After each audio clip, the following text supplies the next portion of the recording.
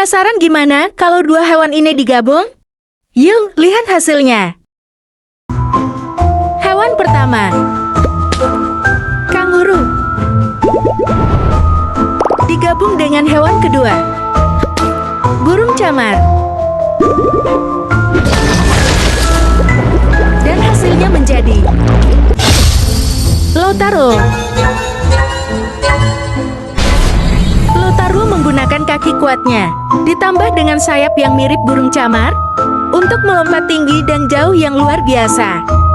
Memungkinkan mereka untuk melarikan diri dari bahaya, dan cepat menavigasi lingkungannya.